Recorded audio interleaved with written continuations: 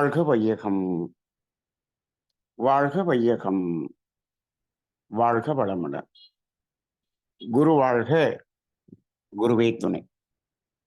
குருவின் மலரடி போற்றி.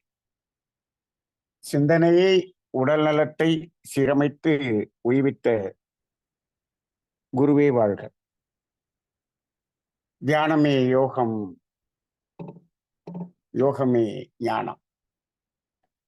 தமிழ் ஆனந்த யோகம் வாழ்க வளமுடன். மெய்யன்பர்களே, நாம் இதுவரை ஜோதிட ஞானத்திலே 5 பாகங்கள், 5 வகுப்புகள் நாம் எடுத்திருக்கின்றோம்.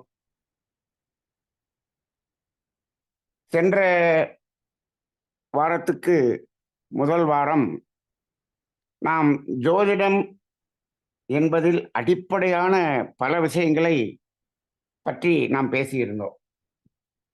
அதில் சில பேர் நீங்கள் கொஞ்சம் வேகமாக நடத்திவிட்டீர்கள் என்று சொன்னார்கள். அதை இன்னும் கொஞ்சம் மெதுவாக நடத்தியிருக்கலாம் என்று சொன்னார்கள். இப்போ நாம போன முறை பார்க்கும் பொழுது இந்த நட்சத்திரங்கள் எப்படி பிரிக்கப்பட்டது என்பதை பார்த்தோம். அந்த நட்சத்திரங்கள் என்பது பூமியின் மைய புள்ளியை வைத்துக்கொண்டு அதை 360 டிகிரி 28 கோடுகள் சமபாகமாக பிரித்தோம் என்று சொன்னால் 27 பாகங்கள் வரும். அந்த ஒவ்வொரு பகுதியிலும் இருக்கக்கூடிய நட்சத்திர கூட்டங்களைத்தான் இந்த நட்சத்திர பெயர்கள் சொல்லி அழைக்கிறோம் என்று நாம் பார்த்தோம். அப்ப அஸ்வினி என்று சொன்னால் அது ஒரு நட்சத்திரம் அல்ல, பல நட்சத்திர தொகுதிகளின் கூட்டம் என்பதாகத்தான் நாம் எடுத்துக்கொள்கிறோம். இந்த புள்ளியிலிருந்து அப்படியே விரிந்து விரிந்து விரிந்து அந்த ஒரு பாகம் எதுவரை செல்லும் என்று சொன்னால் பிரபஞ்ச எல்லை வரை செல்லும். பிரபஞ்ச எல்லை வரை செல்கிறது என்று சொன்னால் எவ்வளவு நட்சத்திரங்கள் இருக்கும்? எல்லா நட்சத்திரங்களையும் சேர்த்து அஸ்வினி என்று சொல்கிறோம், அடுத்தது பரணி என்று சொல்கிறோம். இவ்வாறு 27 நட்சத்திரங்களுக்கு பெயரை கொடுத்திருக்கிறார்கள் என்று சொன்னாலும் அதிலே அந்த பிரபஞ்ச எல்லை ஒட்டி இருக்கக்கூடிய அந்த நட்சத்திரத்திலிருந்து வரக்கூடிய அலைக்கும் நாம் பூமிக்கு அருகில், இந்த சூரியனுக்கு அருகில் இருக்கக்கூடிய ஒரு நட்சத்திரம் என்று வைத்துக் கொள்ளுங்கள், அதிலிருந்து வரக்கூடிய அலை என்பதற்கும் வேறுபாடு இருக்கத்தான் செய்யும்.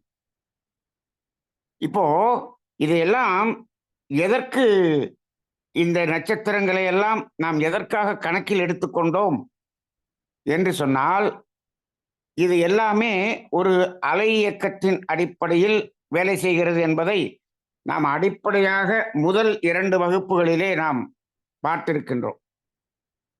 இந்த ஜோதிடம் என்பதே முழுக்க முழுக்க முழுக்க அலை இயக்க தத்துவமும் செயல் விளைவு தத்துவமும் கர்மவினை தத்துவமும் உள்ளடங்கிய காந்த தத்துவம் தான். இந்த ஜோதிட ஞானத்தில் முழுமையாக இந்த 4 தத்துவங்களும் இருக்கின்றது. நாம் இந்த ஜோதிட வகுப்பு நடத்துவதற்கு காரணமே, நம்ம தமிழானந்த யோகத்துல இந்த 4 தத்துவங்களை அடிப்படையாக எல்லோரும் தெரிந்து கொள்ள வேண்டும் என்று அதை அடிக்கடி நாம் சொல்லிக்கொண்டே வருகிறோம். நீங்கள் தினந்தோறும் நமது சிந்தனை உரைகளை பார்த்தீர்கள் என்று சொன்னால் அந்த சிந்தனை உரைகள் முழுவதும் இந்த 4 தத்துவங்களில் ஏதாவது ஒரு தத்துவம் அதற்குள்ளாக இல்லாமல் ஒரு சிந்தனை உரை கூட இருக்காது. அப்ப இந்த 4ம் முக்கியமாக தேவை. நாம முழுமையான மனித வாழ்க்கைக்கு அஷ்டாங்க யோகம் என்று பதஞ்சலி மகான் கொடுத்தார் அல்லவா? இப்பொழுது தமிழ் ஆனந்த யோகத்திலே ஒரு 8 தத்துவங்களை தெளிவாக தெரிந்து கொண்டால் மனிதனுடைய வாழ்க்கை ஒரு மகிழ்ச்சியான ஆனந்தமான வாழ்க்கையாக இருப்பதற்கும் துன்பமில்லாத வாழ்க்கையாக இருப்பதற்கும் உரிய அனைத்தையும் தெரிந்து கொள்ள முடியும் என்பது உறுதியாக சொல்ல முடியும். அந்த 8 தத்துவங்களை மட்டும் தெரிந்து கொண்டாலே போதும்.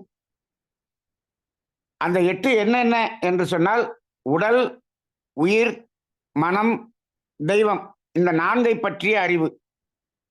இது முதல் பகுதி.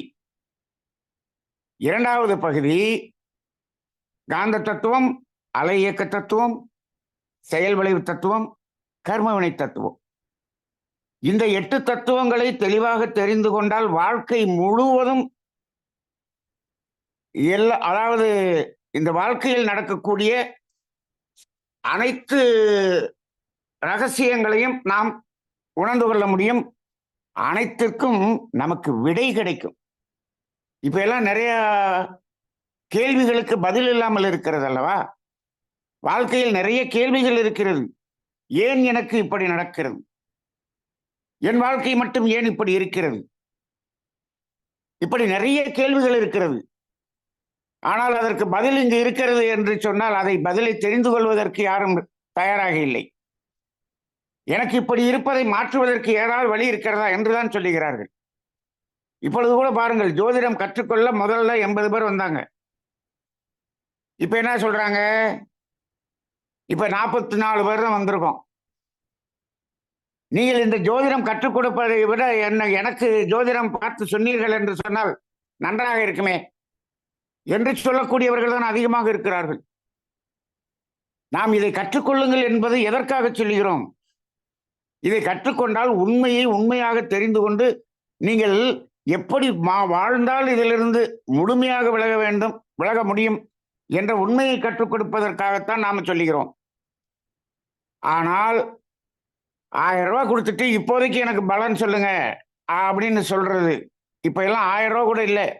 பிரபலியமான ஜோதிடர்கள் எல்லாம் 3 கேள்விக்கு ஒரு கேள்விக்கு 2000 என்று சொல்லக்கூடியவர்கள் எல்லாம் இருக்கிறாங்க.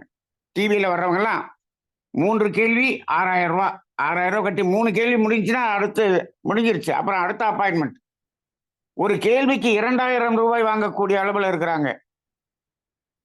ஆனால் அந்த பதில் சரியாக இருக்கிறதா தெரியாது.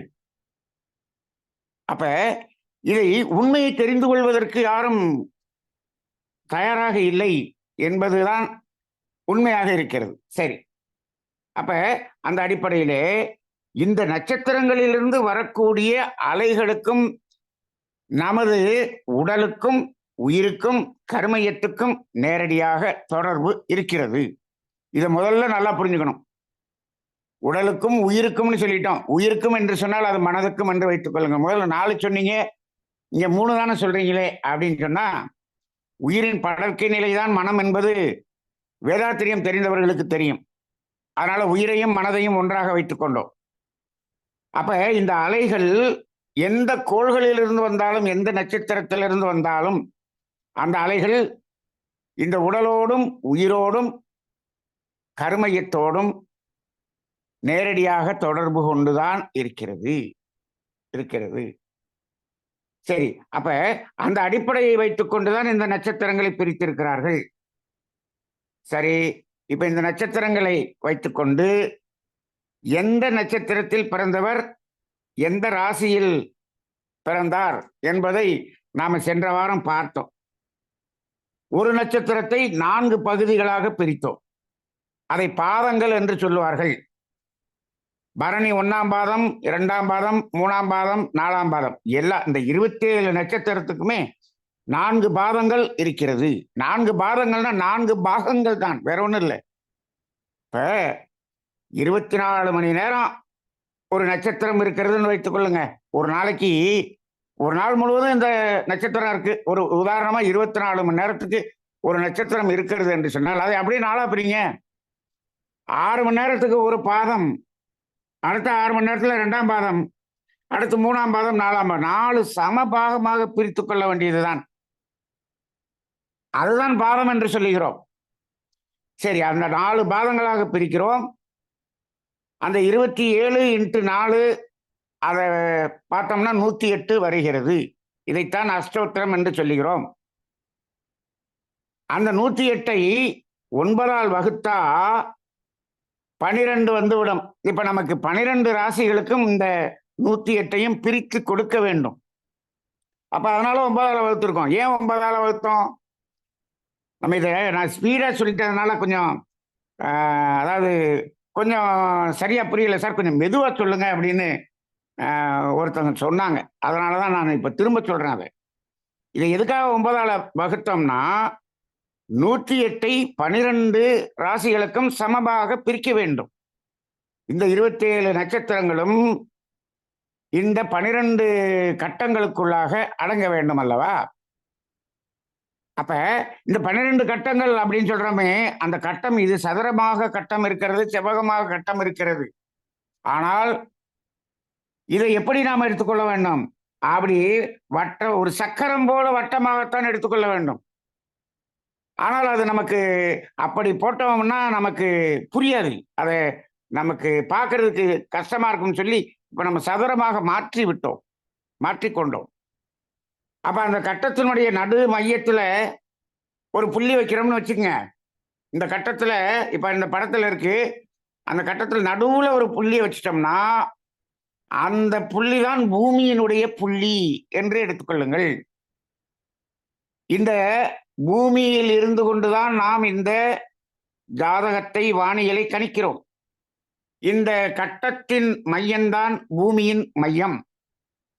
அந்த மையத்திலிருந்து அப்படியே 27 கோடு சுற்றி போட்டோம்னா அது 27 பாகமாக வந்துவிடும் அல்லவா? இப்ப என்ன பண்றோம்? அந்த 12 ராசிகளுக்குள்ளாக இதை இந்த 27 நட்சத்திரத்தை அடக்குகிறோம். அப்ப அதை அடக்குவதற்குத்தான் நாம் என்ன பண்ணிட்டோம்? அதை 4 பாதமாக பிரித்து, பாதம் என்று பிரித்து 108 பிரிவுகளாக பிரித்து அதை ஒரு ராசிக்கு 9 பாதம் என்று கொடுக்கும் பொழுது 9 × 12 108 என்று ஆகிவிடுகிறது. அப்ப சமமாக பிரித்து விட்டோம். ஒவ்வொரு ராசிக்கும் சமமாக வரும் என்று. அப்ப அதை நம்ம ஒரு 2 இது சொல்லிட்டு நம்ம அப்படியே விட்டுட்டோம். அப்படியே இதை மாதிரி பார்த்துக்கங்கன்னு சொல்லிட்டோம். அதை நீங்க முழுமையா சொல்லுங்க சார், அப்பதான் சார் எங்களுக்கு மனசுல நிக்கும்னு அவங்க சொன்னாங்க. ஏன்னா நமக்கு இதுல அனுபவம் இல்லை இல்லையா? சரி, அப்ப இப்ப மேசத்தில் தொடங்குகிறோம். இந்த கட்டத்துல நாம் என்ன பண்றோம்? மேசம் என்பதுதான் நாம் தொடக்கமாக இருக்கிறோம். நாம் வாணி சாஸ்திரம், இந்த ஜோதிட சாஸ்திரம் மேசம் என்பதைத்தான் தொடக்கமாக வைக்கிறது. தொடக்க நட்சத்திரத்தை அங்கிருந்துதான் தொடங்குகிறது. அது எந்த இடத்துல இருக்கிறது? அந்த மேல இருக்கிற 4 கட்டத்துல 1வது கட்டத்தை விட்டுட்டு 2வது கட்டத்துல பாருங்க, மேசம் என்று போடப்பட்டிருக்கும். அதுதான் முதல் தொடக்கம். அப்ப காலபுருஷ தத்துவம் என்று ஜோதிடர்கள் சொல்வார்கள். காலபுருஷ தத்துவம் என்று சொன்னால் அது எங்கு தொடங்கும் என்றால் மேசத்தில் தொடங்கி மீனத்தில் முடியும். நீங்கள் 12 ராசிகளை சொல்லுங்கள் என்று சொன்னால் மேசம், ரிஷபம், மிதுனம், கடகம், சிம்மம், கன்னி, துலாம், விருச்சிகம், தனுசு, மகரம், கும்பம், மீனம், இதை அப்படியே வரிசையை சொல்லிடுவோம். பஞ்சபூத நவகிரக நடத்துறப்ப இதெல்லாத்தையும் வரிசையை சொல்லுவாங்க. ஆனால் அந்த மேசம் எங்கு தொடங்குகிறது என்று சொன்னால் இந்த இடத்தில் தான் தொடங்குகிறது. இப்போ இந்த படத்துல அந்த மேசத்தில் என்னென்ன நட்சத்திரங்கள் என்பது அங்க போடப்பட்டிருக்கிறது. அஸ்வினி என்ற முதல் நட்சத்திரத்தினுடைய 4 பாதமும் மேசத்தில் தான் இருக்கிறது. இப்ப நம்ம அழுத்தி சொல்லும்போது இப்ப அஸ்வினி நட்சத்திரம் என்று சொன்னால் அது மேசராசி என்பது ஞாபகத்துக்கு வரணும். பரணி நட்சத்திரம் என்று சொன்னால் அது மேசராசி. ஏன்னா அதுல முழுமையாக 4 பாதங்களும் அதற்குள்ளாக வந்து விடுகிறது. அப்ப அஸ்வினி, பரணி 2 நட்சத்திரங்களும் முழுமையாக மேசராசியில் மட்டுமே சாரும். அப்ப 4 நாளும் 8 வந்துருச்சு, இன்னும் 1 வேணுமே. அந்த 1 என்ன பண்ணிடுறோம்? அந்த 3வது கார்த்திகை நட்சத்திரத்திலிருந்து ஒரு பாதத்தை மட்டும் இங்கு எடுத்துக்கொள்கிறோம். அப்ப 9 வந்துருச்சு. அப்ப அந்த இடத்துல மேசராசி என்று சொன்னால் அஸ்வினி 4 பாதங்கள், பரணி 4 பாதங்கள், அந்த கார்த்திகையில ஒரு பாதம் மட்டும், 9 பாதம் முடிந்து விட்டது. இப்ப அப்படியே அடுத்து வாங்க. இப்ப கார்த்திகையில எத்தனை மிச்சம் இருக்கு? ஒரு பாதத்தை மேசத்துக்கு கொடுத்துட்டோம். இன்னும் 3 பாதம் இருக்கிறது. அப்ப 3 பாதத்தை என்ன கொண்டு போன ரிஷபத்துக்கு கொண்டு போயிடுறோம். அப்ப கார்த்திகை 2ஆம் பாதம், 3ஆம் பாதம், 4ஆம் பாதம் இவைகளெல்லாம் ரிஷப ராசியில் வந்து விடுகிறது. அப்ப 3 வந்துருச்சா? நமக்கு இப்போ 9 வேணும். அப்ப அடுத்து என்ன பண்றது? அடுத்த நட்சத்திரம் ரோஹிணி. ரோஹிணியில இருக்கக்கூடிய 4 வந்து சேர்த்துடுறோம். அப்ப ஏற்கனவே கார்த்திகையில 3, இதுல ஒரு 4, 4 3 7 வந்தாச்சு. இப்ப இன்னும் 2 தேவைப்படுகிறது. அப்ப மிருகசீரிடம் நட்சத்திரத்திலிருந்து 2 பாதங்களை இங்கு எடுத்துக்கொள்கிறோம். அப்ப என்னாச்சு? அப்ப இங்க அதாவது முழுமையாக வரக்கூடியது இங்கு ஒரே ஒரு நட்சத்திரம் தான். அப்ப ரோஹிணி நட்சத்திரம் மட்டும்தான் முழுமையாக ரிஷப லக்னத்துக்கு வரும், ரிஷப ராசிக்கு வரும். அப்ப கார்த்திகையில 2 3 4 மட்டும்தான் வரும். விருச்சிக அதாவது மிருகசீரிடத்துல 1 2 மட்டும்தான் வரும். அப்ப 9 ஆயிப்போச்சு. அப்ப அடுத்தது வர்றோம். மிருகசீரிடத்துல 1 2 கொடுத்தாச்சு. அப்ப மிதுன ராசிக்கு வரும்போது மிருகசீரிடத்துல 3 4 மட்டும் பெண்டிங்ல இருக்கு. 3 4 வந்தாச்சு. அப்ப திருவாதிரையில 4ஐயும் அப்படியே எடுத்துக்கலாம். அப்ப 4ம் 2ம் 6. இப்ப இன்னும் 3 தேவைப்படுது. அப்ப புனர்பூச நட்சத்திரத்துல 1 2 3ஐயும் சேர்த்தோம்னா இங்கு 9 வந்து விடுகிறது. அப்ப மிதுனத்துல திருவாதிரை மட்டும்தான் முழுமையாக எல்லா பாதங்களும் வரும். மிருகசீரிடத்துல 3 4ம், புனர்பூசத்துல 1 2 3 இது வந்துருது. அப்ப இப்ப புனர்பூசத்துல 4ஆம் பாதம் மட்டும் மிச்சம் இருக்கிறது. 1 மட்டும் மிச்சம் இருக்கு. அந்த 1 மட்டும் கடகத்துக்கு கொண்டு போறோம். புனர்பூசம் 4ஆம் பாதம் கடகத்துக்கு வந்து விடுகிறது. இப்ப அந்த ஒரு பாதம் மட்டும் வந்துருச்சு இல்லையா? இன்னும் 9க்கு மிச்சம் என்ன இருக்கு? மீத 8 தேவைப்படுது. அப்ப 2 நட்சத்திரத்தை முழுசா போட்டோம்னா வந்துடும். அப்ப பூசத்துல 4, ஆயில்யத்துல 4, இதை நம்ம அங்க போட்டோம்னா என்ன ஆயிடுச்சு? முழுமையாக 9 வந்து விட்டது. அப்ப அந்த முதல் 4 கட்டங்களிலே அந்த 9 நட்சத்திரங்கள் அதுக்குள்ளாக அடங்கி விடுகிறது. அப்ப அதுக்கப்புறம் மீண்டும் என்ன ஆகும்? மீண்டும் அடுத்த ஒரு ஸ்லாட் ஆரம்பிக்கும். இப்ப நம்ம மேசத்தில் ஆரம்பிக்கும் போது அஸ்வினியும் பரணியும் 4 4ன்னு ஆரம்பிச்சோம் இல்லையா? அதுபோல இப்ப சிம்மத்துக்கு வரும்போது மகம் முழுமையாக 4, பூரம் முழுமையாக 4, 4 4 8 வந்துருச்சு. உத்திரம் 1ஆம் பாதம் மட்டும் சிம்ம ராசியிலே வரும். அப்ப மகம் இப்ப பொதுவா நிறைய பேருக்கு மக நட்சத்திரம் அப்படின்னு சொன்னா சிம்ம ராசி அப்படிங்கிறது நிறைய பேருக்கு தெரியுது. எப்படி தெரியுது? சில பிரபல்யமாக இருக்கக்கூடியவர்கள், பிரபல்யமான நட்சத்திரங்கள் அப்படின்னு சொன்னா அதை நம்ம உடனே என்ன பண்ணிடுறோம்? அதை ஈஸியா கண்டுபிடிச்சிடுறோம். அப்ப மற்ற நட்சத்திரங்கள் நமக்கு பரிச்சயமாக இல்லை இல்லை. அப்ப நம்ம நட்சத்திரத்துக்கு எந்த ராசி அப்படிங்கறத நம்ம பார்த்துக்கலாம். அப்ப இப்ப இந்த உத்திரம் என்பதில் ஒரு பாதம் மட்டும் இருக்கிறது. அப்ப அதுல 3 பாதம் மிச்சம் இருக்கு. அப்ப அடுத்து கன்னிக்கு போயிடுறோம். கன்னிக்கு போயிட்டோம்னா உத்தரத்துல 2 3 4 வந்தாச்சு. அஸ்தத்துல 4, அதுல 4 பாதத்தையும் அப்படியே வச்சுக்கிறோம். 4 3 7. அப்ப இன்னும் 2 வேணும். சித்திரை நட்சத்திரத்துல 1 2. ஆக கன்னி ராசி என்பது உத்திரம் 2 3 4, அஸ்தம் 1 2 3 4, சித்திரை 1 2. அப்ப இந்த கன்னி ராசியில 9 பாதம் முடிஞ்சிருச்சு. இப்ப சித்திரையில 2 பேலன்ஸ் இருக்கு. அப்ப சித்திரையில 3 4 துலாமுக்கு வந்துடும். அப்ப 2 வந்துருச்சுன்னா சுவாதியில முழுக்க 4ஐயும் எடுத்துக்கிறோம். 4 2 6, இன்னும் 3 வேணும். அப்ப விசாகம் 1 2 3 எடுத்தோம்னா இங்கு துலாம் என்பது வந்து விட்டது. இந்த படத்துல கிளியரா போட்டிருக்கு. அப்ப விசாகத்துல 1 2 3 வந்தாச்சு. விசாகம் 4ஆம் பாதம் எங்க போயிரும்? விருச்சிகத்துக்கு போயிரும். விசாகம் 4ஆம் பாதம் மட்டும் அங்க போயிடுச்சுன்னா அதுல ஒரு பாதம் வந்துருச்சு. மீதி 8 தேவைப்படுது. அப்ப முழுமையாக அனுசமும் கேட்டையும் 4 பாதங்களும் அதுக்குள்ள வந்தாச்சு. அப்ப அடுத்த 4 ஸ்லாட் முடிஞ்சிருச்சு இல்லையா? மேசம், ரிஷபம், மிதுனம், கடகம். அதுல ஒரு 9 நட்சத்திரம் முடிஞ்சிருச்சு. சிம்மம், கன்னி, துலாம், விருச்சிகத்துல இன்னொரு 9 நட்சத்திரம் முடிஞ்சிருச்சு.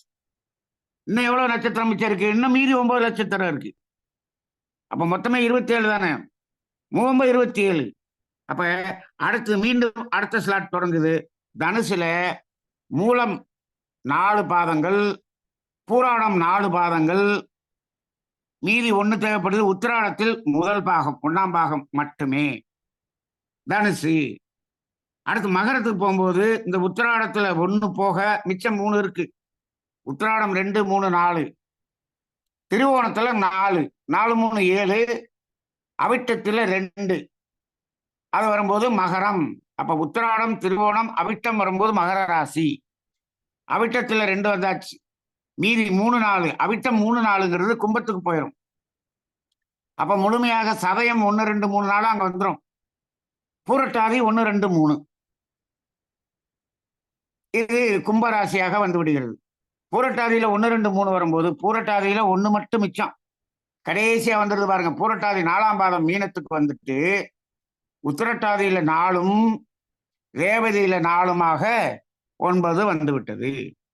இப்போ 108 வந்துருச்சா? ஆக இப்படித்தான் இதை நாம் பிரித்து பார்க்கிறோம். அப்ப இந்த ராசி என்பதை கண்டுபிடிப்பது என்பது இந்த நட்சத்திரம் என்பதை இன்று என்ன நட்சத்திரம் குழந்தை பிறக்கும் போது அன்று என்ன நட்சத்திரம் இருந்ததோ அந்த நட்சத்திரம் எந்த ராசியில் இருக்கிறதோ அந்த ராசியில் நாம் ராசி என்று எடுத்துக்கொள்ளலாம். அப்ப அது பாதங்கள்ல மாறுது அப்படின்னு சொன்னா நம்ம அந்த என்ன பாதம் அப்படிங்கிறத எப்படி பார்க்கணும் அப்படின்னா, நீங்கள் அந்த நட்சத்திரம் எத்தனை மணிக்கு தொடங்கியது காலண்டரில் போட்டிருப்பாங்க. இத்தனை மணிக்கு தொடங்கி இத்தனை மணிக்கு முடியுதுன்னு போட்டிருப்பாங்க. அப்ப அத்தனை மணியிலிருந்து நீங்க என்ன பண்ணுறீங்க? அதை 4ஆல வகுத்துருங்க. 4ஆல வகுத்து முதல் பாகம் முதல் பாதம், 2ஆவது பாகம் 2ஆவது பாதம், 3ஆவது பாதம், 4ஆவது பாதம், அந்த நீங்க பிறந்த நேரம் இந்த 4 ஸ்லாட்ல எங்க வருதுன்னு பார்த்து அது எந்த பாதம் என்பதை நாம் தெரிந்து கொள்ளலாம். அவ்வளவுதான். தெரிந்து கொண்டு அந்த ராசியை கண்டுபிடித்துக் கொள்ளலாம். சரி, அப்ப இதுதான் ராசியை பார்க்கக்கூடிய விதம் என்று நாம் சென்ற வாரம் பார்த்தோம். இப்ப இத முழுசா பார்த்துட்டோம். சரி, இப்போ அதன் பிறகு வேற என்ன பார்த்தோம் அப்படின்னா, இப்போ லக்கினம் எப்படி கண்டுபிடிப்பது என்பதை பற்றி சொன்னா அதுதான் நிறைய பேருக்கு குழப்பமா இருந்ததுன்னு சொன்னாங்க. இப்போ அந்த லக்கினம் என்பதை சுலபமாக பார்க்கறதுக்கு அது ஒரு சார்ட் மாதிரி கொடுக்கக்கூடிய பஞ்சாங்கம் என்று ஒரு பஞ்சாங்கம் நான் சொன்னேன். அந்த பஞ்சாங்கம் இப்போ எது என்று பார்த்தீங்கன்னா, இப்ப பாருங்க, இந்த பஞ்சாங்கம் தெரியுதா எல்லாருக்கும்? வாழ்க வளமுடன். இந்த பஞ்சாங்கம் இதுல வந்து பாத்தீங்கன்னா அதுல லக்கினம் என்பதை கண்டுபிடிப்பதற்கான சார்ட் இத கொடுத்திருப்பாங்க. இது உதாரணத்துக்கு பார்ப்போம். இப்போ ஐயா வாழ்க வளமுடன். ஐயா அந்த கேமரா ஸ்விட்ச் பண்ணிடுங்க. அங்க கேமரா டர்ன் இன்னொரு ஆப்போசிட் சைடு ஒரு கேமரா லென்ஸ் இருக்கும் பாருங்க கீழே. அதை மாத்த முடியுங்களா? அது தெரியலங்க. நான் இப்ப இதுலயே காமிச்சிடறேனே. சரி, ஓகே. இப்ப இந்த சார்ட் பாருங்க. இப்ப இப்ப இப்படி காமிக்கிறேன் பாருங்க. இப்போ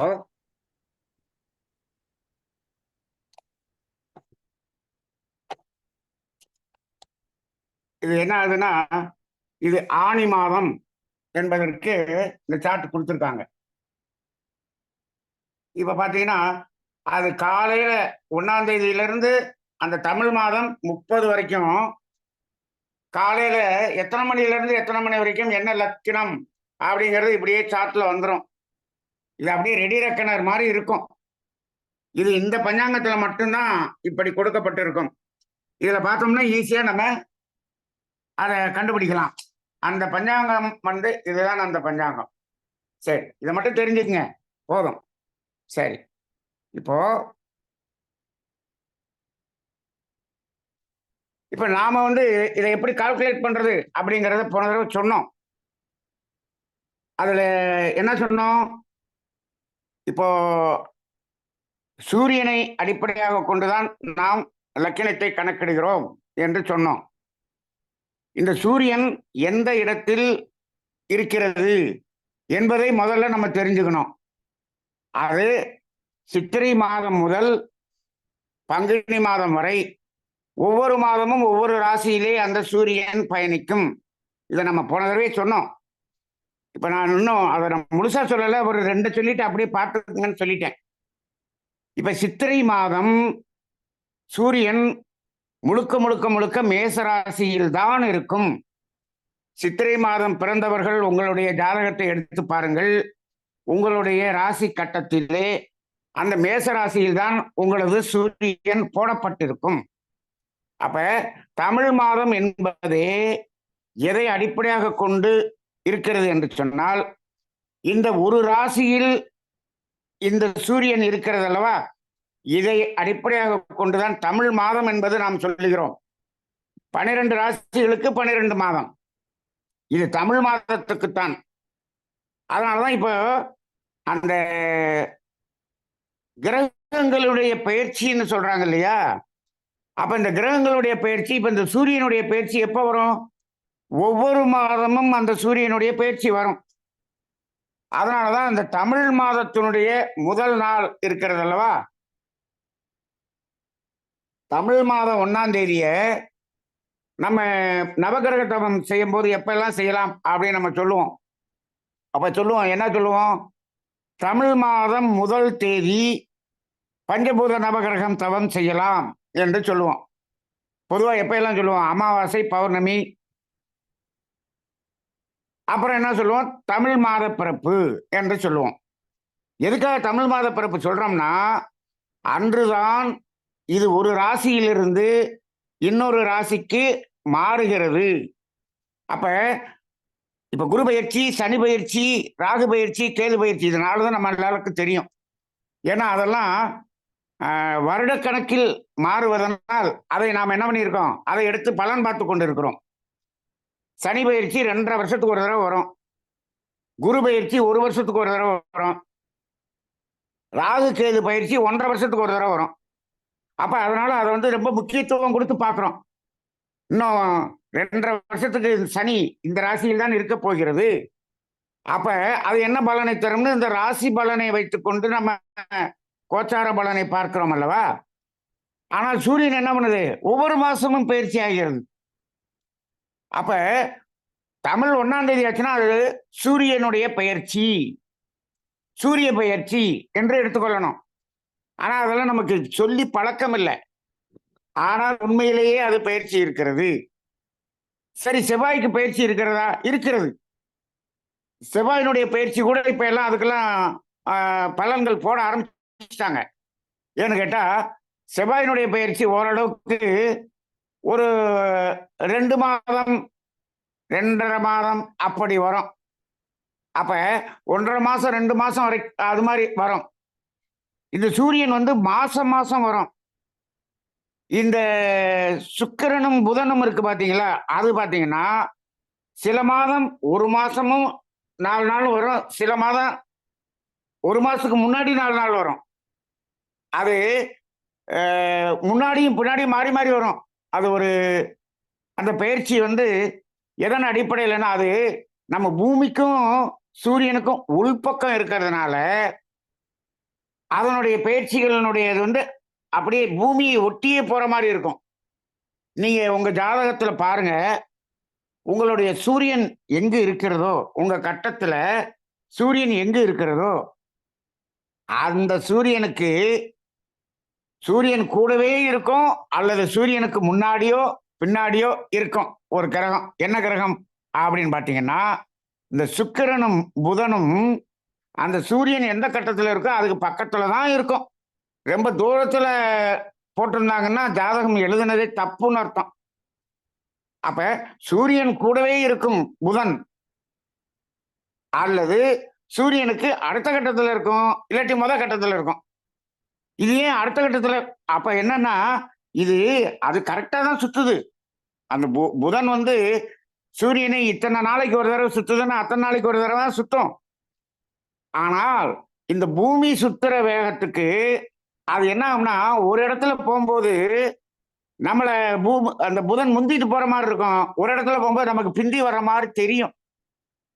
அப்ப என்ன ஆகும்னா, சில ஜாதகங்கள்ல சூரியனுக்கு பின்னாடி கட்டத்துல புதன் இருக்கும்.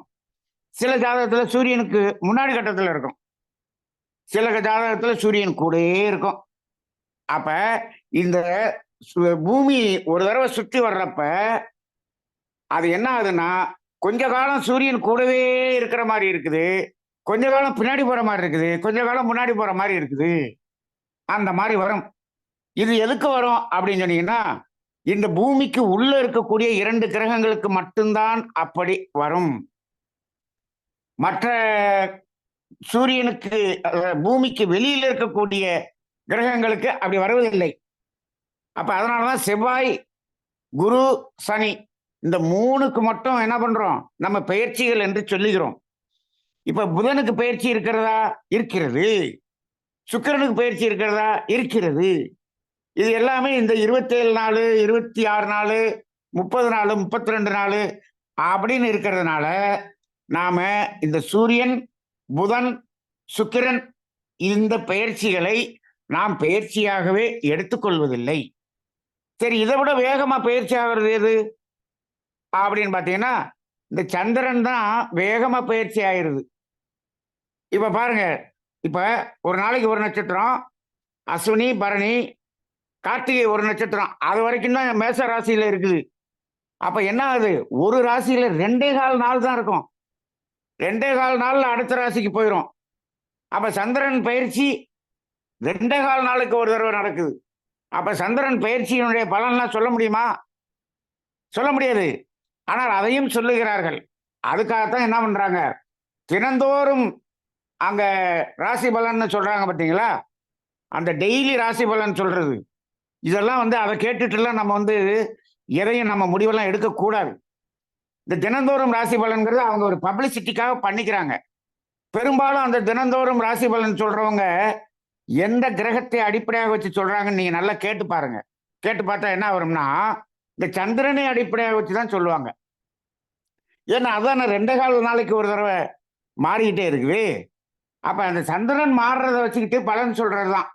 அதுவும் ஒரு ஒரு ராசியில 2 நாள் இருக்குல்ல, அந்த 2 நாளைக்கும் என்ன பலன் சொல்றது?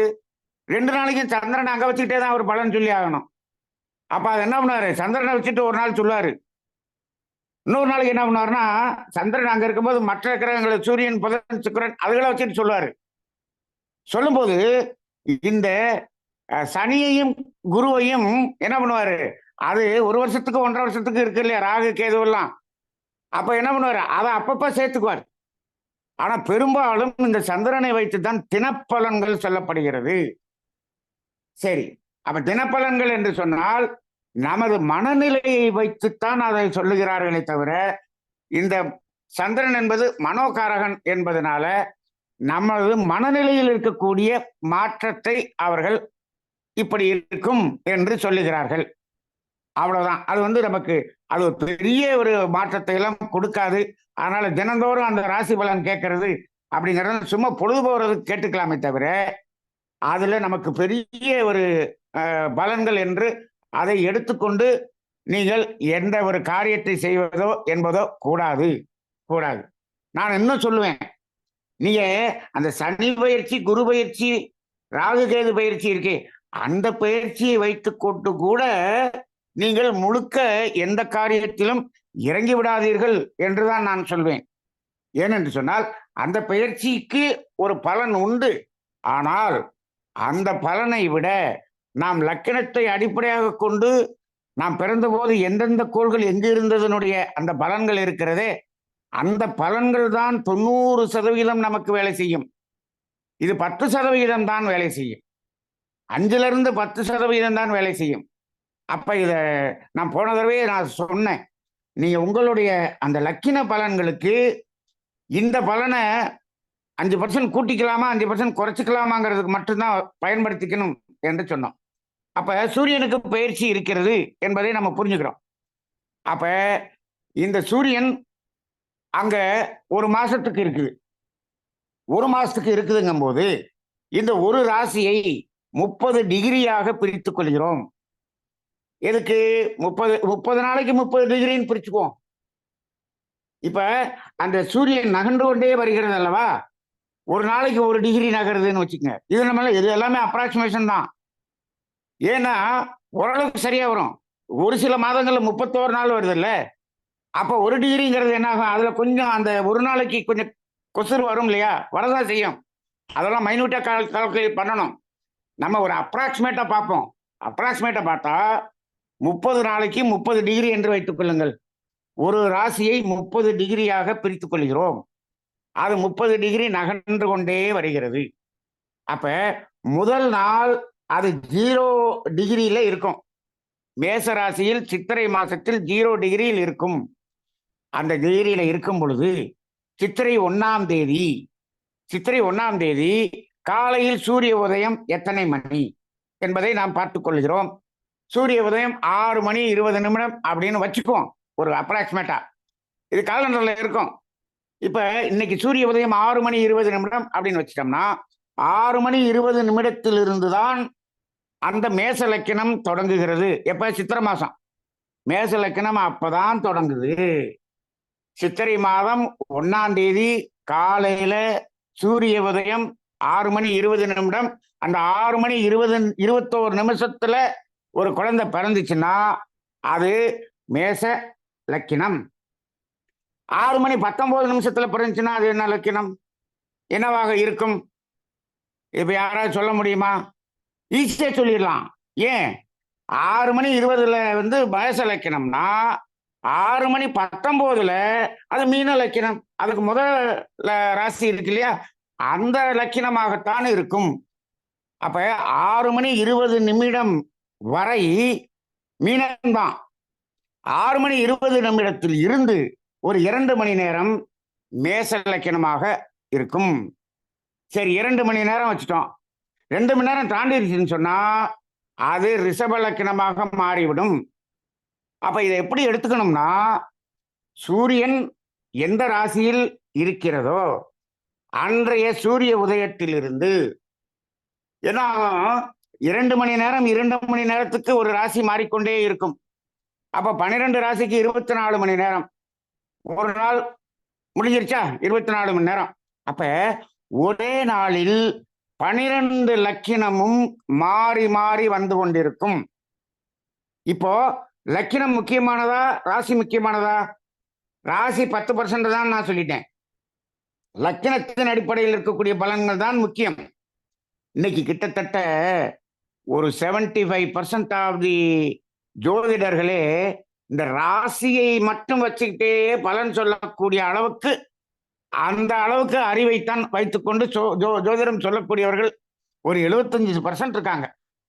அந்த மாதிரி ஆயிடுச்சு. ஏன்னா அது ஈஸியா இருக்கு.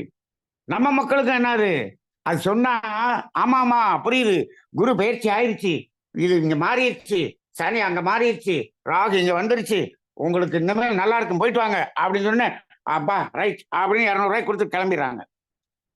ஆனால் இங்கு அந்த லக்கினத்தை வைத்துக்கொண்டு இந்த லக்கினத்துக்கு எந்தெந்த கிரகங்கள் எந்த இடத்தில் இருக்கிறது, எந்த ஆதிபத்தியம் பெற்று இருக்கிறது, எந்த கிரகங்களோடு சேர்ந்து இருக்கிறது, எந்த கிரகங்களின் பார்வை பெற்று இருக்கிறது, இது மாதிரி பல கோணங்களில் அதை பார்த்து அதுல பாசிட்டிவ் எவ்வளவு நெகட்டிவ் எவ்வளவுன்னு கூட்டி கழிச்சு கடைசியில பலன் சொல்லணும். இது பெரிய தலைவலியால இருக்கு. ஆமாம், தலைவலிதான். இப்ப அந்த அந்த பகுதிக்கு போகும்போது உங்களுக்கே தலைவலியா இருக்கும். நீங்க அவ்வளவு ரொம்பவும் சிரமம் பண்ணணும்னு இல்லை. அதுல நம்ம என்ன பண்ணலாம், முக்கியமான அந்த பார்க்க வேண்டிய அளவுக்கு இப்ப நம்ம இங்க சொல்லி கொடுத்துருவோம். ரொம்பவும் அதை போட்டு அதை கணக்கு பார்க்கணும் அப்படின்னு சொன்னோம்னா அது ரொம்ப மைன்யூட். அதனாலதான் நம்ம சொல்றோம், ஒரு ஜோதிடத்தில் ஒரு 60% பலன்களை சரியாக சொன்னால் அவர் நல்ல ஜோதிடர் என்று சொல்லலாம். இன்னும் 80% சொன்னார் என்று சொன்னால் சிறப்பான ஜோதிடர் என்று சொல்லலாம். 100% சரியாக சொல்கிறார் என்று சொன்னால் அவருக்கு ஜோதிடர் என்ற பெயரை மாற்றிவிட வேண்டும். அவருக்கு பேர் ஜோதிடர் அல்ல, அவருக்கு பெயர் என்ன என்று சொன்னால் அவருக்கு பெயர் இறைவன். இறைவனால் தான் 100% அந்த பலனை சொல்ல முடியும். சரி, அப்ப இப்போ சித்திரை மாதம் 1ஆம் தேதி நம்ம என்ன பண்ணிட்டோம், அந்த 0 டிகிரியிலிருந்து 6:20 2 மணி நேரத்துக்கு மேச லக்கினம் தான் வரும். இதை வச்சு பண்ணிக்கணும். இப்போ பாருங்க, நீங்கள் நட்சத்திரத்தை வைத்துக்கொண்டு குழந்தை பிறப்பை நிர்ணயம் செய்கிறார்கள். நாளைக்கு பிறக்கட்டும், நாளைக்கு சிசேரியன் பண்ணிக்கலாம், இன்னைக்கு வேண்டாம். எப்படி ஏங்க, நாளைக்கு மக நட்சத்திரம் வருது, நல்ல நட்சத்திரம், நாளைக்கு குழந்தை எடுத்துக்கலாம். ரைட்டு, மக நட்சத்திரம் வந்துருச்சுங்க, சிம்ம ராசி வந்துருச்சுங்க. ஆனால் அந்த மக நட்சத்திரத்துல 12 லக்கினத்துல எந்த லக்கினம் வரப்போகுது, அதுதான் உங்களை வாழ்க்கையவே டிசைட் பண்ணுது.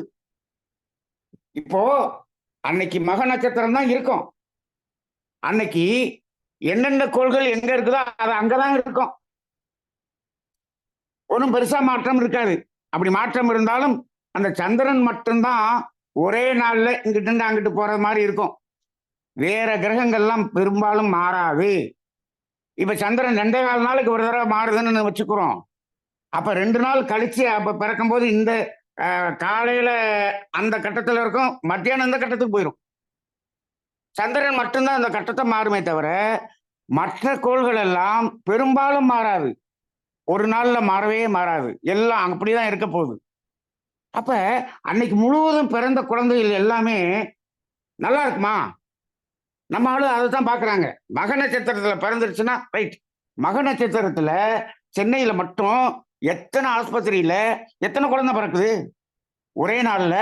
அன்னைக்கு மக நட்சத்திரம், ரைட்டு, சூப்பர் நட்சத்திரம் பிறந்துருச்சு. எவ்வளவு, ஒரு 200 குழந்தை பிறந்துருச்சு. 200ங்கிறது கம்மின்னு நினைக்கிறேன். ஒரு 200 குழந்தை பிறந்துருச்சுன்னு வச்சுக்கோ, இல்ல 500 குழந்தை பிறந்திருக்குன்னு வச்சுக்கோ. இப்ப அந்த 500 குழந்தையும் ஒரே மாதிரி இருக்குமா? முடியாது. அப்ப அன்னைக்கு அந்த நட்சத்திரத்தை வைத்துக்கொண்டு இவர்கள் நல்ல நாள், இந்த நல்ல நாளெல்லாம் பார்க்கவே முடியாது. இப்ப கோள்கள் எல்லாம் அன்னைக்கு அந்தந்த இடத்தில் தான் இருக்கும். இருந்தாலும் இந்த லக்கினம் 12 இடத்துலையும் மாறி மாறி வரும். இப்ப அந்த லக்கினம் ஒரு கட்டம் மாறிடுச்சுன்னு சொன்னா இந்த 9 கோள்களும் என்ன ஆயிரும், மாறிடும். எப்படி? இப்ப லக்கினம் வந்து மேச லக்கினம்னு வச்சுக்குவோம். மேச லக்கினத்துக்கு சிம்மத்துல சனி இருக்குன்னு வச்சுக்குவோம். அப்ப லக்கினத்துல இருந்து 5ஆம் இடத்தில் இருக்குதுன்னு சொல்லிடுவோம். 5ஆம் இடத்தில் சனி இருக்கிறது அப்படின்னு சொல்றோம் இல்லையா? இப்ப இதே இது 2 மணி நேரம் ஆயிப்போச்சுன்னு சொன்னோம்னா லக்கினத்துக்கு 4ஆம் இடத்தில் சனி, அடுத்தது மிதுனத்துக்கு வந்துருச்சுன்னு சொன்னோம்னா 3ஆம் இடத்துல சனி ஆயிருது. கடகத்துக்கு லக்கினம் வந்துருச்சுன்னு சொன்னோம்னா 2ஆம் இடத்துல சனி ஆயிருது. சரி, சிம்ம லக்கினமாவே வந்துருச்சுன்னு சொன்னா லக்கினத்திலேயே சனி இருக்குதுப்பா அப்படின்றான். ரைட்டா? இப்ப அதே மாதிரி அந்த சிம்மத்துல ராகு இருக்குன்னு வச்சுக்கோ. மேசராசின்னா மேச லக்கினம்னா 5ல ராகு, அப்ப ரிஷப லக்கினம்னா 4ல ராகு. அப்ப மாறிக்கிட்டே வருதா? அப்ப சிம்ம லக்கினம் அப்படின்னு சொன்னா லக்கினத்திலேயே ராகு அப்படின்றோம். சரி, கன்னியில வந்துருச்சா 12ல ராகு. அப்ப லக்கினத்திலேயே ராகு இருக்கிறதுக்கும் 12லயே ராகு இருக்கிறதுக்கும் என்ன வித்தியாசம்? ஏகப்பட்ட வித்தியாசம் இருக்கு, ஏகப்பட்ட வித்தியாசம் இருக்கு. ஒரு கட்டம் தான் மாறுது. லக்கினத்திலேயே ராகு இருந்துச்சு அப்படின்னு சொன்னா 7ல கேது இருக்கும். இந்த ராகுவும் கேதுவும் எடுத்து அப்படிதான் இருக்கும். லக்கினத்துல ராகு 7ல கேது அப்படின்னு சொல்லிட்டீங்கன்னா அந்த அந்த ஜாதகத்தை வச்சுட்டீங்கன்னா என்ன பண்ண மாட்டாங்க, இதுக்கு இந்த ஜாதகத்துக்கு பொண்ணு கொடுக்க மாட்டேன், மாப்பிள்ளை கொடுக்க மாட்டேன் கொடுப்பான் அப்படின்னு சொல்லுவான். ஏன் 7ல ராகு கேது இருக்குதுப்பா, லக்கினத்துலயும் 7லயும் ராகு கேது இருக்குப்பான்றான். ஒரு 2 மணி நேரம் மாறுது. 2 மணி நேரத்துல இப்ப ஒரு 10 நிமிஷம் மாறினோடனே அடுத்த லக்கினம் வந்துருச்சுன்னு வச்சுக்கோங்க, கன்னின்னு வந்துருச்சு. ராகுவும் கேதுவும் 12 6 12ல வந்துருச்சுப்பா. முதல்ல 1 7ல இருந்தது 6 12ஆ மாறி போயிடுச்சு. ராகுவும் கேதுவும் 6 12ல இருந்துச்சுன்னா அது பெரிய யோகம்ல சொல்றாங்க. என்னையா அது, 10 நிமிஷத்துல மோசமா இருந்தது நல்லதா மாறி போச்சே. அப்ப எதை வைத்து நீங்கள் அந்த நல்லது கெட்டதுன்னு எப்படி முடிவு பண்ணுவீங்க? இந்த ராசியை வச்சு முடிவு பண்ணுவீங்களா? ராசி ஒரே மாதிரி தான் இருக்கும். வெறும் ராசி பலனை வச்சுக்கிட்டே நம்மால் பலம் பார்த்துக்கிட்டு. இந்த லக்கினம் தான் மிக மிக மிக முக்கியம். லக்கினத்தை வைத்து பலன் பார்க்கும்போது தான் அது சரியாக இருக்கும். நீங்க நான் சேலஞ்ச் பண்றேன். நீங்க இப்போ நீங்க பொண்ணு பாக்குறீங்க, பொண்ணு ஜாதகத்தை பாக்குறீங்க, பொண்ணு ஜாதகத்தை கொண்டு போய் ஜோசியத்தை கொடுக்குறீங்க, இது பொருந்துதான் பாக்குறேன்னு சொல்றீங்க. என்ன பாக்குறாரு அவரு? என்ன பாக்குறாரு? நட்சத்திர பொருத்தம் இருக்குதா? ரைட். 10க்கு இத்தனை பொருத்தம் இருக்குது. பார்த்தாரா? அடுத்து என்ன பண்றாரு? கட்டத்தை பார்த்தோன்னே என்ன பண்றாரு? கட்டத்துல செவ்வாய் எங்க இருக்குது? 1, 2, 4, 7, 8, 12 இருக்கா? அப்படி இருந்தா செவ்வாய் தோஷம் அப்படின்றாரு. அப்ப செவ்வாய் தோஷத்துக்கு செவ்வாய் தோஷம் இருக்கான்னு பாக்குறாரு. முடிஞ்சு போச்சு. அப்ப இந்த ரெண்டை பார்த்துட்டு ஜாதகம் பொருத்தமாக இருக்கிறது கொடுத்துட்டார். இப்ப என்னாச்சு? இதை வச்சு நம்ம கல்யாணம் பண்ணிடுறோம். இப்போ அவருக்கு என்ன லக்கினம்?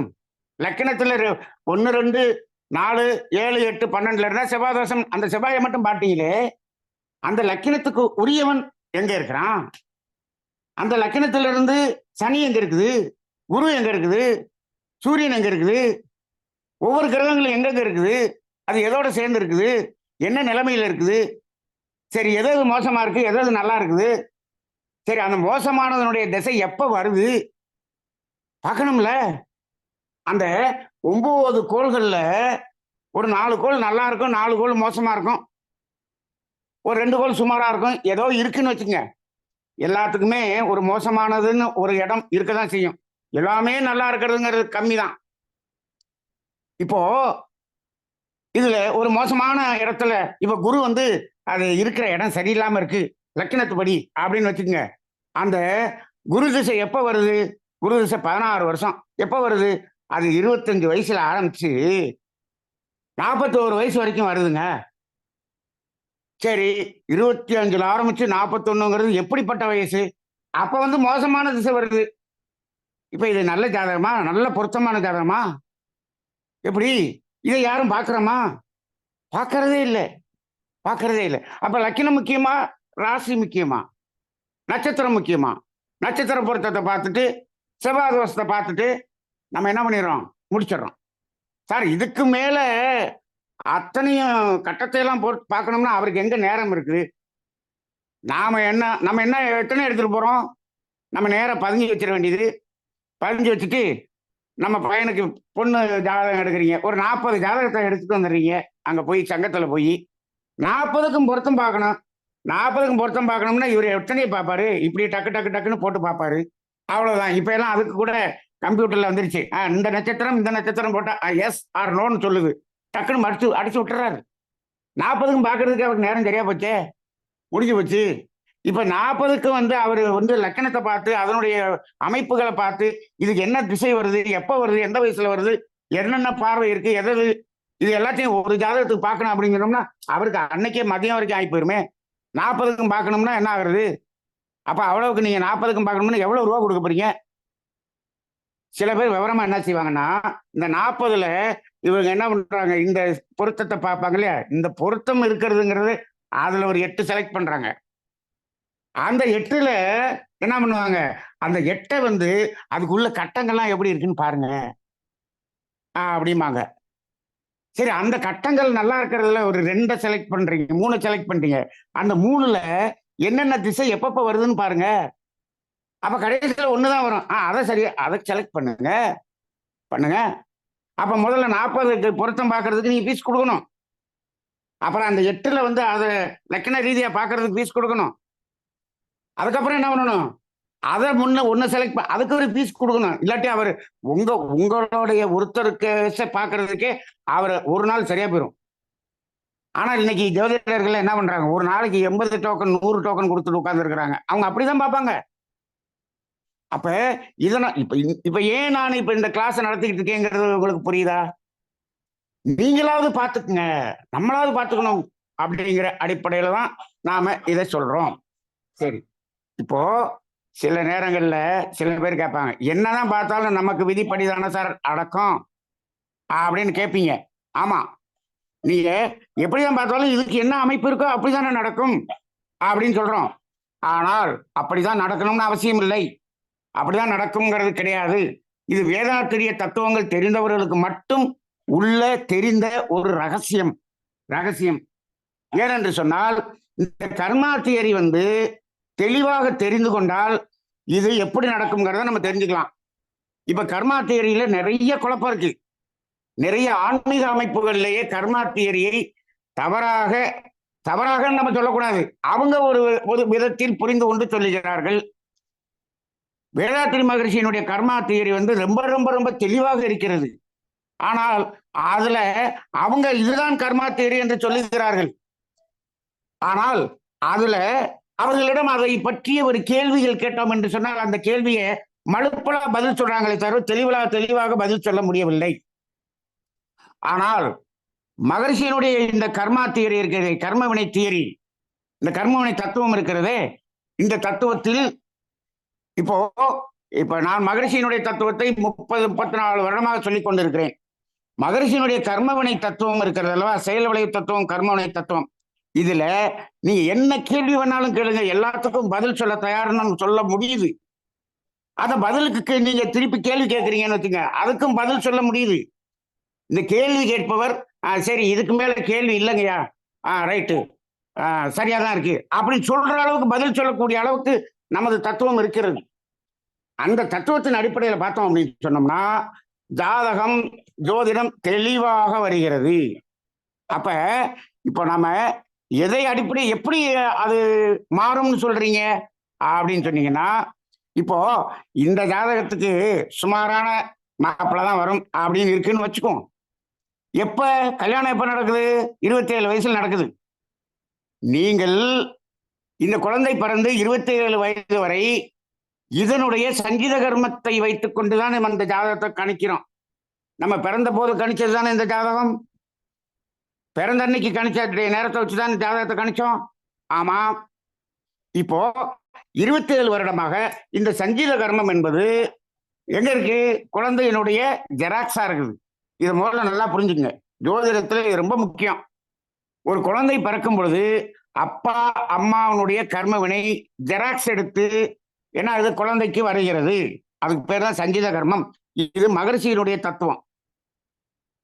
இப்ப சமீபத்துல நான் ஒரு இடத்துல கர்மா தியரி கத்துக்கிட்டேன் சொன்னாங்க. அது ஒரு பெரிய ஒரு ஞானம் என்ற ஒரு நிலையை சொல்லக்கூடியவர் சொல்றார். என்ன சொல்றாரு? சங்கீத கர்மம்னா என்ன அப்படின்னு சொல்றாரு. நம்ம செஞ்ச பாவமும் நம்ம செஞ்ச புண்ணியமும் அதனுடைய டோட்டல் தான் சங்கீத கர்மம் சொல்றாரு.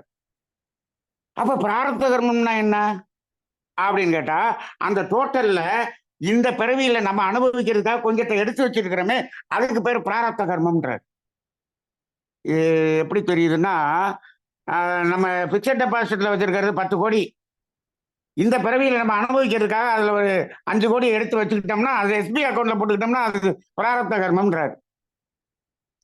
அப்ப இதுல நம்ம செஞ்ச பாவமும் புண்ணியத்தினுடைய டோட்டல், நம்ம செஞ்ச டோட்டல் தான் சங்கீதம்ன்றார்.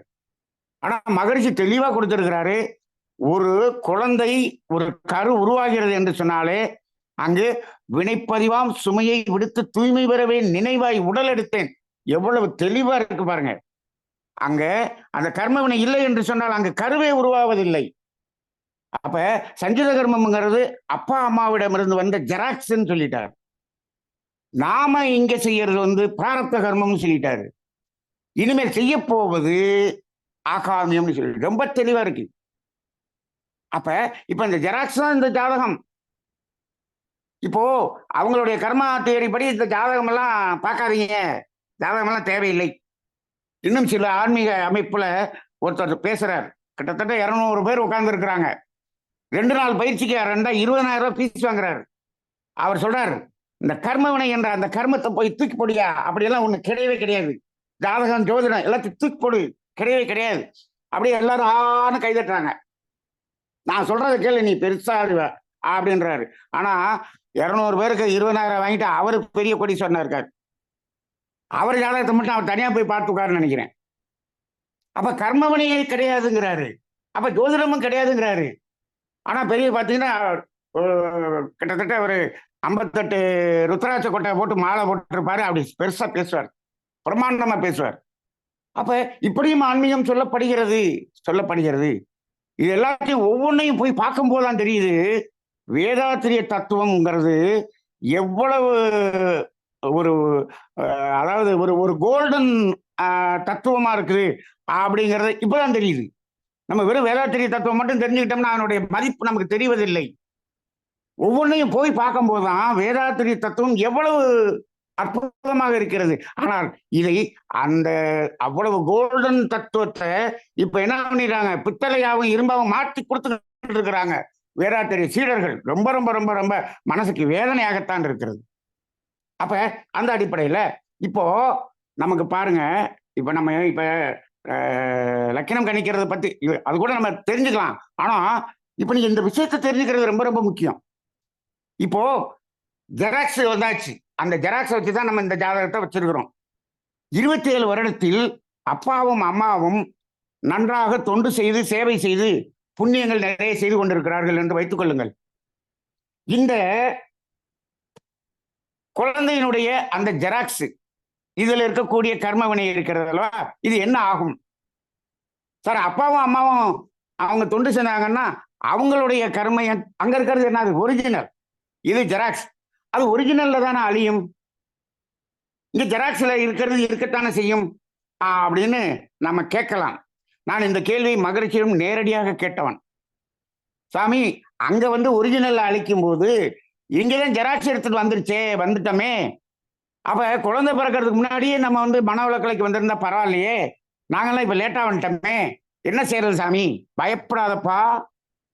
ஒரிஜினல்ல அழியும் போது அதே க்ஷணம் ஜெராக்ஸ்ல அழிஞ்சிரும்னாரு. எந்த ஜெராக்ஸ்ல அழிய? நீ 4 குழந்தை இருக்கு சாமி, 4 ஜெராக்ஸ்லயும் அழிஞ்சிரும்ட்டார். அப்ப 27 வருஷமா அப்பாவும் அம்மாவும் நல்லது பண்ணியிருந்தாங்கன்னா இந்த ஜாதகம் அந்த கெட்ட நேரம் என்று சொல்லக்கூடிய இடம் இருக்குன்னு வச்சுக்கோங்க. இப்ப இலக்கணத்தின்படி இத்தனாம் அதிபதி இதனுடைய இந்த இடத்துல இருந்து இது திசை நடத்துகிறது அப்படின்னு வச்சுக்கோங்க. 25 வயசுல இருந்து 41 வயசு வரைக்கும் அந்த குருன்னு வச்சுக்கோங்க. குரு வந்து மோசம்னு வச்சுக்கோங்க.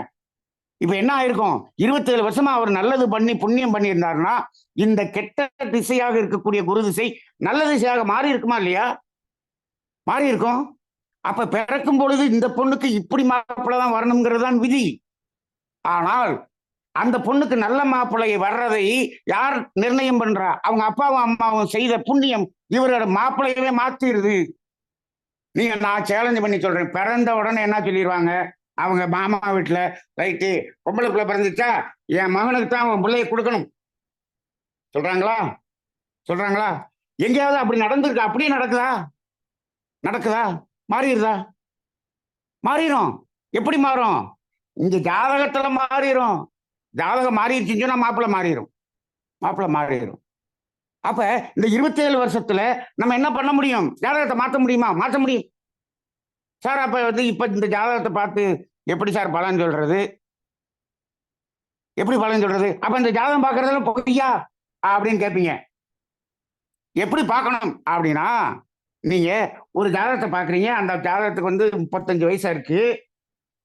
இந்த 35 வயது வரை 35 வருடமாக அவங்க அப்பா அம்மா எப்படி வாழ்ந்தாங்க, இவர் எப்படி வாழ்ந்தாரு அப்படிங்கிற அந்த ரகசியம் நமக்கு தெரியணும். தெரிஞ்சுன்னு வச்சுக்கோங்க, இந்த கட்டத்தை பார்த்துட்டு நம்ம ஒரு பலன் சொல்றோம் இல்லையா, அந்த பலன்ல நல்ல பலன்களை கொஞ்சம் என்ன பண்ணுங்க, ஆட் பண்ணிக்கங்க, கெட்ட பலனை குறைச்சிக்கங்க. இதுல கெட்டதுன்னு எதெல்லாம் வருதோ அந்த கெட்டதுல ஒரு 10-20% குறைச்சிக்கங்க, நல்லதுல 10-20% கூட்டி சொல்லுங்க, சரியா இருக்கும்.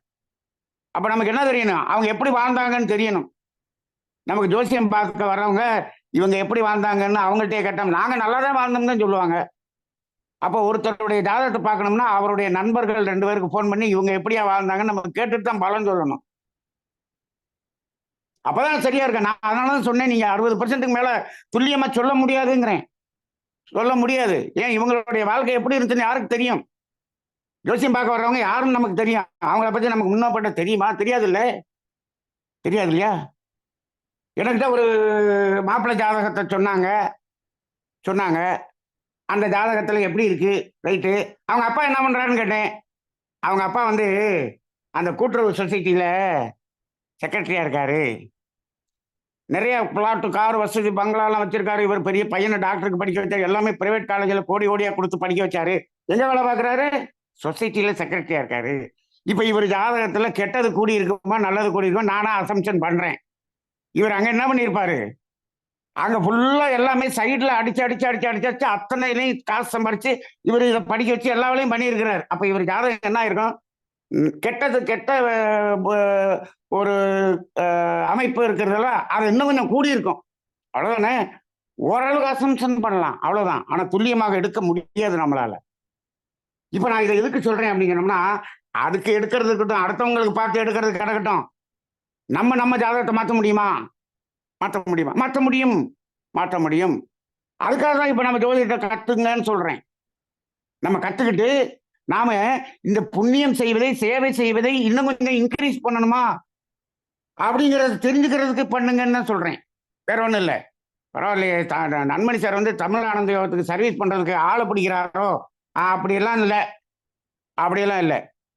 உங்களுக்கு நீங்கள் உங்களுடைய வாழ்க்கை, உங்களுடைய குழந்தைகள் வாழ்க்கை நல்லா இருக்கணும்னா நீங்க சர்வீஸ்க்கு வாங்க. இல்லாட்டி அந்த சர்வீஸை நாங்களே சேர்த்து எங்க பிள்ளைகளுக்கு அத்தனை அந்த புண்ணியத்தையும் நாங்களே சேர்த்துக் கொள்கிறோம். எங்களுக்கு ஒரு நீங்க வாய்ப்பை தான் கொடுக்கிறீர்கள், அவ்வளவுதான் அப்படின்னு சொல்லிட்டு போயிட்டே இருப்போம். அவ்வளவுதான். சசிகுமார் சொல்லுவார் அடிக்கடி, அம்மா உங்களால முடியலன்னா விட்டுருங்கம்மா நான் பாத்துக்கிறேன் அப்படிம்பாரு. அப்ப இதன் அடிப்படையில லக்கணத்தை அடிப்படையாக கொண்டு பார்க்க வேண்டும். அப்ப சித்திரை மாதம் 1ஆம் தேதி அங்கிருந்து அப்படியே 2 மணி நேரத்தை எடுத்துக்கிறோம். இந்த 15ஆம் தேதிக்கு வரும்போது தான் நிறைய பேர் குழப்பம் இருந்துச்சு. 15ஆம் தேதி வரும்பொழுது அந்த சூரியன் மேச ராசியிலே 15வது டிகிரியில் இருக்கும். காலையில சூரிய உதயம் 15வது டிகிரியில் தான் இருக்கும். இப்போ அங்கிருந்து அங்கிருந்து என்ன ஆகும்? அங்கிருந்து 2 மணி நேரம், அங்கிருந்து 2 மணி நேரம்னா 1 மணி நேரம் எதுல வரும்? மேசராசியில வரும். 1 மணி நேரம் ரிஷபராசிக்கு போயிடும். அப்ப என்ன பண்ணணும்? அப்ப 1 மணி நேரம் தான் இங்க இருக்குது, 1 மணி நேரம் அங்க போயிருது. அப்ப மேசராசியில முன்னாடி பாதி என்னமா இருக்கும் அப்படின்னு சொன்னீங்கன்னா, அந்த அங்க வந்து என்ன பண்ணணும்? அது மீன ராசிக்கு போயிடும், மீன ராசிக்கு போயிடும். ஏன்னா இது அந்த சூரியன் நகர நகர நகர, நான் இந்த இப்ப பஞ்சாங்கத்தில் காமிச்சேன் இல்லையா, அது டெய்லி அது எவ்வளவு சூரியன் நகருதோ நகர்றதுக்கு தகுந்த மாதிரி அந்த சார்ட் போட்டிருப்பாங்க. அதுல கரெக்டா பாத்தீங்கன்னா இப்ப 6:20 to 8:20 போட்டிருந்தாங்கன்னு வச்சுங்க. 15ஆம் தேதி பாத்தீங்கன்னா என்ன போட்டிருப்பாங்க? அதே இதை 6:20 அப்படிங்கிறத 5:20 இருந்து 7:20 போட்டிருப்பாங்க. ஏன்னா 15 டிகிரி நகர்ந்ததுனால அது அந்த 5:20 இருந்து மேசராசி வரும். அப்ப சூரியன் எந்த இடத்துல இருக்குதோ அந்த இடத்துல இருந்து 2 மணி நேரம், 2 மணி நேரத்துக்கு ஒரு தடவை அது லக்கினம் நகர்ந்து கொண்டே இருக்கும். அப்ப லக்கினத்தின் நகர்வு தான் ஒரு மனிதனுடைய கர்ம வினையை நமக்கு வித்தியாசப்படுத்தி காட்டுகிறது. அந்த லக்கினத்தின் நகர்வுகள், இந்த லக்கினத்தின் நகர்வுன்னு ஒண்ணு சொல்றோம்ல, இதையே வச்சுக்குவோம். இப்ப மேச லக்கினத்துல இருக்குது, மேச லக்கினம்னு வச்சுக்குவோம். மேச லக்கினத்துல 30 டிகிரி இருக்குதுல்ல, அந்த 30 டிகிரி இருக்கும்போது அந்த 30 டிகிரிக்கும் அந்த லக்கினத்துக்கும் 30 டிகிரிக்கும் 30 வகையான மாற்றங்கள் வரும். அப்ப மேச லக்கினத்தில் இருக்கிறது லக்கினமே சரி அப்படின்னு சொல்ல முடியாது. மேச லக்கினத்துல இருந்தாலும் அந்த மேச லக்கினத்துல முதல்ல 4 பாதத்துல இருக்குன்னு வச்சுக்கோங்க. அப்ப என்ன அஸ்வினி நட்சத்திரத்துல இருக்கும். அப்ப லக்கினம் வந்து அஸ்வினி நட்சத்திரத்துல அமைஞ்சிருக்கா, பரணி நட்சத்திரத்துல அமைஞ்சிருக்கா, கார்த்திகை நட்சத்திரத்துல அமைஞ்சிருக்கா அப்படின்னு பார்க்கணும். அப்ப அப்படி அஸ்வினி நட்சத்திரத்துல அமைஞ்சிருக்குன்னு வச்சுக்கோங்க.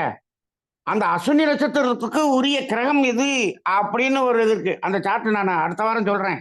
அது கேது அப்படின்னு வரும்.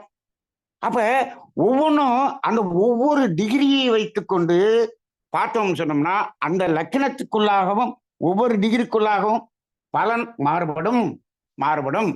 அவ்வளவு துல்லியமாக பார்க்க வேண்டியிருக்கும். மேச லக்கினம் தானே அப்படின்னா பெரும்போக்கா பார்த்துடலாம்.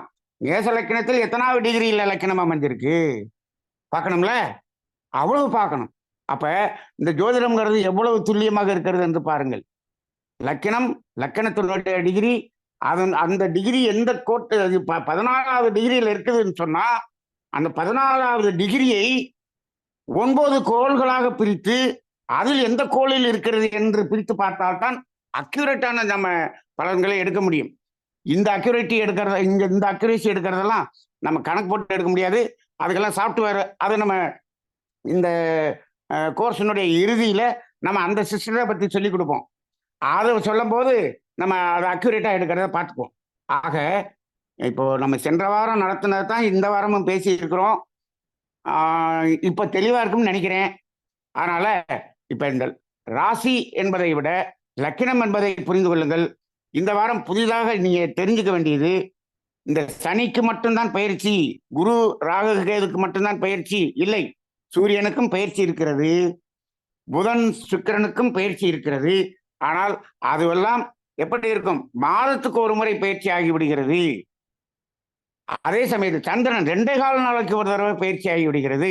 அதனால இந்த பயிற்சியை நாம் பயிற்சி என்று பார்ப்பதில்லை, ஆனால் அதற்கும் பயிற்சி இருக்கிறது என்பதை தெரிந்து கொள்ளுங்கள். இன்னும் அடுத்த வாரத்தில் இன்னொரு பெரிய ரகசியத்தை நாம சொல்ல போறோம். இது எந்த ஜோதிடர்களுமே சொல்லாத ஒரு ரகசியமாக இருக்கும். அது வேதாத்திரிய தத்துவத்தை அடிப்படையாக கொண்டு சொல்லக்கூடிய ஒரு ரகசியத்தை நாம் வெளிப்படுத்த போகிறோம். அந்த ரகசியத்தின் அடிப்படையிலே இந்த 2025 இருக்கக்கூடிய பலன்கள் எவ்வளவு மோசமான பலன்கள் வரப்போகிறது என்ற ரகசியத்தை அடுத்த வாரம் உடைத்து சொல்ல இருக்கிறோம். நீங்கள் அடுத்த வாரம் நாம் இதை தொடர்வோம். நன்றி. வாழ்க வளமுடன்.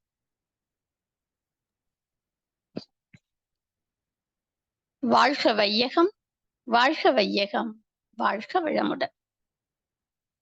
தியானமே யோகம், யோகமே ஞானம்.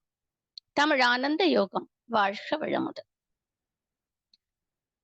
ஜோதிட ஞானம் அடிப்படை பயிற்சியை சிறப்பாக நடத்தி கொடுத்த நன்மணி ஐயா அவர்களை வாழ்த்துவோம். ஐயா அவர்களுக்கு நன்றிகள். இறைஞான ஆசிரியர் நன்மணி ஐயா அவர்கள் வாழ்க வளமுடன். அவர்களின் ஆன்மீக தொண்டு வாழ்க வளமுடன். ஐயா அவர்களின் அன்பு குடும்பம் வாழ்க வளமுடன். வாழ்க வளமுடன் ஐயா. இந்த வாரம் ஐயா ஏற்கனவே போன வாரம் நடத்தின கிளாஸ் பத்தி தான் திரும்பியும் உங்களுக்கு விளக்கமா சொல்லியிருக்கிறாங்க. அந்த 27 நட்சத்திரங்கள், அதை 360 டிகிரியில எப்படி பிரிச்சு, அதை பூமியோட மையத்திலிருந்து அதை பிரபஞ்ச எல்லை வரைக்கும் அந்த கோடிக்கணக்கான நட்சத்திரங்களின் ஒரு தொகுதி தான் அந்த ஒரு நட்சத்திரம் அப்படின்னு. அது ஒரு நட்சத்திரம் அல்ல, அது நட்சத்திரங்களின் தொகுப்பு அப்படின்னு உங்களுக்கு தெளிவா சொல்லியிருக்கிறாங்க. அப்புறம் நம்மளுடைய சந்தோஷமான ஆனந்தமான வாழ்வுக்கு நமக்கு 8 தத்துவங்கள் அதை சொல்லியிருக்கிறாங்க. இந்த தத்துவங்களை நாம ஏற்கனவே நமக்கு தெரியும். மீண்டும் நமக்கு புதுப்பிச்சு சொல்லும்போது இன்னும் கொஞ்சம் நமக்கு இந்த ஜோதிடத்தோட இணைச்சு நம்ம அதை பார்த்துக்கலாம். இப்ப இந்த ஜோதிடம் நம்மளுடைய இந்த கோள்களிலிருந்து வரக்கூடிய அந்த அலைகள் நம்மளுடைய உடலுக்கும் உயிருக்கும் கருமையத்துக்கும் நேரடியாக தொடர்பு உள்ளதால் நிச்சயமா இது நாம நம்பணும். நம்பிதான் நம்ம இதை பார்க்கிறோம். நிச்சயமாக அது உண்மைதான். அப்புறம் ஐயா சொன்னாங்க சூரியனுடைய பெயர்ச்சி தமிழ் மாத பிறப்பு. இப்ப நம்மளுடைய ஜாதகத்துல நம்ம பார்த்தோம்னா சூரியன் எந்த கட்டத்துல இருக்குன்றத வச்சு நம்ம பிறந்த மாசம் நமக்கு தமிழ் மாசம் தெரியும். அப்போ அந்த சூரியன் அந்த கட்டத்துல இருக்கான்னு பார்த்து நம்மளே அது சரியான்னு பார்த்துக்கலாம். அப்புறம் ஐயா இன்னொன்னு என்ன சொன்னாங்கன்னா, சூரியன் புதன் சுக்கிரன் இந்த 3 கோள்களும் இந்த சூரியனை ஒட்டியே இருக்கும் அல்லது ஒரு கட்டம் முன்ன பின்ன இருக்கும்னு சொன்னாங்க. இந்த 3 கோள்களையும் முக்கூட்டு கிரகம் அப்படின்னு சொல்லுவாங்க ஜோதிடத்துல. அதை வச்சு ஜாதகம் சரியா கணிச்சிருக்காங்க அப்படின்னு நம்ம தெரிஞ்சுக்கலாம். அப்புறம் லக்னத்துக்கு ஒரு லக்னத்துக்கு 2 மணி நேரம். அதை வச்சு நம்ம 12 லக்னம், ஒரு நாளைக்கு 12 லக்னம் அப்படின்னு சொல்லியிருக்காங்க. லக்னத்தை வச்சு கணக்கிட்டு சொல்லக்கூடிய பலன் தான் சரியாக இருக்கும். தினசரி ராசி பலன்ல சொல்றாங்க, சந்திரனை மையமாக வச்சு பார்க்கக்கூடிய பலன் சரியான பலன் இருக்காது அப்படின்னு நமக்கு தெளிவா ஐயா சொல்லியிருக்கிறாங்க. அப்புறம் திருமணத்துக்கு ஜாதக பொருத்தம் பார்க்கும்போதும் வெறும் நட்சத்திர பொருத்தம் அதை மட்டும் வச்சு நம்ம பார்த்து செய்வது அவ்வளவு சரியாக இருக்காது. லக்னத்தை வச்சு இந்த மற்ற கட்டங்கள்ல உள்ள கோள்களின் நிலையை வச்சு பார்த்து கணிக்கும் போதுதான் அது சரியானதாக இருக்கும். இப்போ ஐயா வந்து என்ன சொன்னாங்கன்னா, இன்னும் ரொம்ப முக்கியமானது, கர்ம வினை தத்துவத்துப்படிக்கு நம்ம குழந்தை பிறக்கும்போது இருக்கிற அந்த கோள்களினுடைய நிலை வந்து இப்ப வந்து அதனுடைய இது மாறி இருக்கலாம். ஏன்னா, அவங்க அம்மா, அப்பா வந்து அவங்களுடைய வாழ்ந்த வாழ்க்கையில கர்ம வினைய கழிச்சிருக்கலாம் அல்லது கூட்டியிருக்கலாம். அத வச்சு பார்க்கும்போது, இந்த ஜாதகனுடைய ஜ பலன் வந்து மாறுவதற்கு வாய்ப்பு இருக்கு. அப்படின்னும்போது அவங்க கர்ம வினைய குறைச்சு பண்ணி வாழ்ந்திருந்தாங்க அப்படின்னு சொன்னா, ஜாதகம் வந்து நல்ல ஜாதகம், நல்ல ஒரு வாழ்க்கை அவனுக்கு அமைவதற்கு வாய்ப்பு அதிகமாக இருக்கு அப்படின்னு சொல்லிட்டு தெளிவா சொல்லியிருக்காங்க. இன்னும் மேல வந்து ஐயா வந்து அடுத்த கிளாஸ்ல நமக்கு நெறைய இத பத்தி சொல்லுவாங்க. இன்னும் நமக்கு நெறைய தெரிய வேண்டி இருக்கு. 12 லக்னங்கள். அது ஒவ்வொரு ராசிய பத்தியும், அதனுடைய தன்மை, ஆ பஞ்சபூத தத்துவங்கள் அது எல்லாமே ஐயா வந்து விளக்கி சொல்லுவாங்க. ஒவ்வொரு நட்சத்திரத்துக்கும் என்ன அதனுடைய குணாம்சம் என்ன இருக்கு? இது எல்லாத்தையும் நம்ம சரியா தெரிஞ்சுக்கும்போது, ஈஸியா நாமளே ஓரளவுக்கு தெரிஞ்சுக்கலாம் அப்படின்னு சொல்லியிருக்கிறாங்க. ஐயா அவர்களுக்கு தமிழ் ஆனந்த யோக அருள் தொண்டர்கள் அனைவரின் சார்பாகவும் நன்றி ஐயா. வாழ்க வளமுடன் ஐயா. வாழ்க வளமுடன். வாழ்க வளமுடன் அம்மா. நன்றி. வாழ்க வளமுடன். தியானமே யோகம், யோகமே ஞானம். தமிழ் ஆனந்த யோகம். வாழ்க வளமுடன். சில அறிவிப்புகளை தொடர்ந்து கேள்வி நேரம் வைத்துக் கொள்ளலாம். வாழ்க வளமுடன். நாளை சனிக்கிழமை என்பதால் காலை ஆரோக்கிய தியானம், சிந்தனை துளி, இறைஞான ஆசிரியர் நன்மணி ஐயா அவர்கள் அருள உள்ளார்கள். நாளை மாலை 6 மணிக்கு தவம், அதனைத் தொடர்ந்து மூளை நலனுக்கான இயற்கை மருத்துவம் என்ற தலைப்பிலே டாக்டர் சுபா ரவி அவர்கள் உரையாற்ற உள்ளார்கள். நாம் தொடர்ந்து தமிழ் ஆனந்த யோகத்திலே உடல் உறுப்புகள் ஒவ்வொரு பாகமாக சொல்லிக் கொண்டு வருகிறோம். அதிலே பிரதானமாக மூளையை பற்றி சென்ற முறை ஆரோக்கிய வகுப்பிலே நிகழ்ந்தது. அதனுடைய பகுதிகள், ஒவ்வொரு பகுதிகளை பற்றியும் சொன்னோம். அதுல இப்போ நமக்கு அந்த மூளை நலனுக்கான இயற்கை மருத்துவம் குறித்து டாக்டர் சுபா ரவி அவர்கள் உரையாற்ற உள்ளார்கள். அனைவரும் கலந்து சிறப்பிப்போம்.